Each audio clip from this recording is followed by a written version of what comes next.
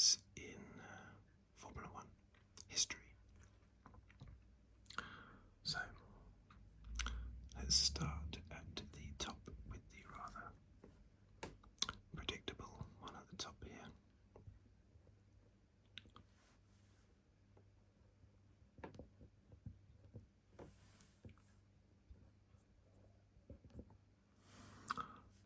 Lewis Hamilton, of course, with a very impressive 104, just one more than he has Grand Prix wins, 103.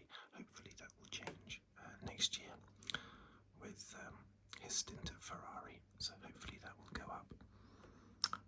Let's just make sure that's in focus.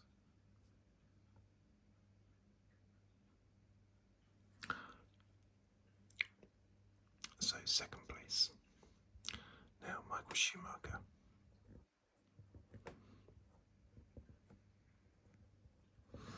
He is on 68 now. He was never, this seems like a strange thing to say, but that was not his strong point, qualifying. But of course he was so dominant in those Ferrari days, and also his Benetton days, basically, 2 years anyway, his championship years, he was so dominant that he was racking up pole positions, even though pole positions was not really his strong point. But nevertheless, despite that, he still was the first driver since Senna to, he was the first driver to topple Senna, basically. Ayrton Senna was definitely the pole man, but he raced in a lot less races than Schumacher, and there were fewer races per year for, well, I say that, but of course Schumacher was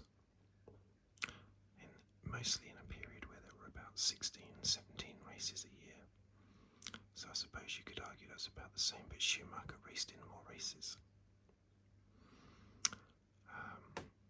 The year Senna held that top position for a long time, and Jim Clark was always below him on 33, until eventually Schumacher managed to breach that gap between Clark and Senna to take that top spot, and only Hamilton has got past him since, way past, look at that, 104.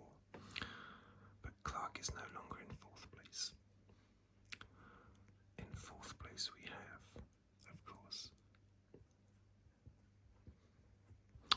Sebastian Vettel on 57.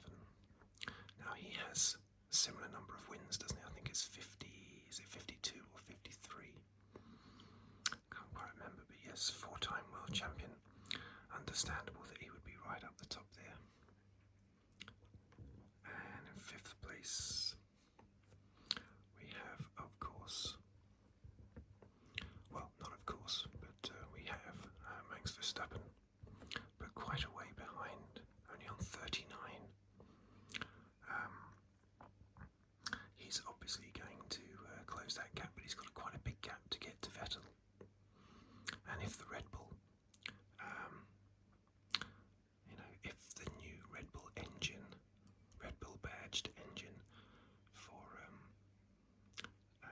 2026, if that doesn't work very well, then Verstappen might struggle to close that gap on Vettel. But let's just scrub this out and continue with the rest of the top 10.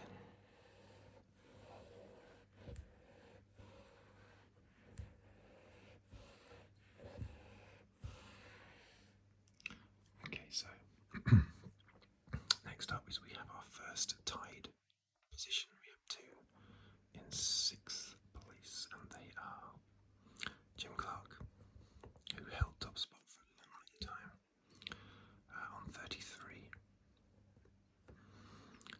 and Alain Prost on 33, which was a very high target for back in those days. Both of them, but Clark was a huge target, a huge amount of pole positions, but even Prost's 33 was still considered very good back in the 80s when he was doing most of that, and into the early 90s. In 8th position.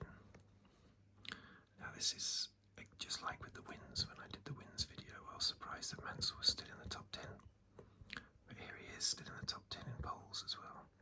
31 wins, 32 poles, very similar, just like Hamilton and Vettel. Wins and poles, very, very similar. Ninth. I'll make sure I can squeeze this in.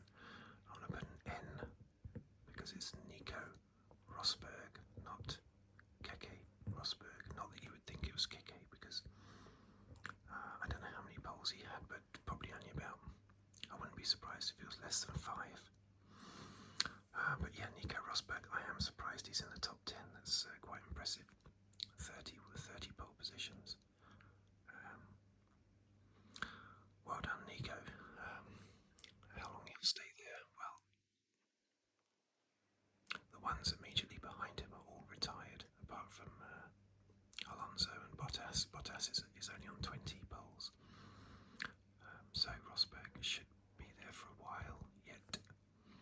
And in 10th place, look at that. Fangio. He's in the top 10 in the wins, isn't he, I think? And he's in the top 10 for poles as well. I just went slightly off the screen there, but it's okay. But there you go. Fangio, 10th place. That's impressive. He won, how many races did he win? I think he won 24 races. 29 pole positions back in the early to mid 50s. But there you go. I'm surprised Fangio is still there. I'm surprised Rosberg is there, and I'm surprised that Mansell is there. But the others, I'm not surprised. Well, I say I'm surprised. I pretty much knew this list. I knew Mansell was in the top 10, but I'm just, even though I know basically what these figures are, without looking them up, I had to look them up just to double check some of them. But I'm always amazed that drivers like Mansell and Fangio are still there. It's very impressive. And that Rosberg got there. Right, let's rub that out. So that was the top 10 poles. I guess I will do a top 10 fastest laps and top 10 World Championship wins as well. Why not? Maybe some others. I'll do some others to do with other subjects as well. Okay, so thank you for watching. Thank you for listening. And if you'd like to subscribe, please do.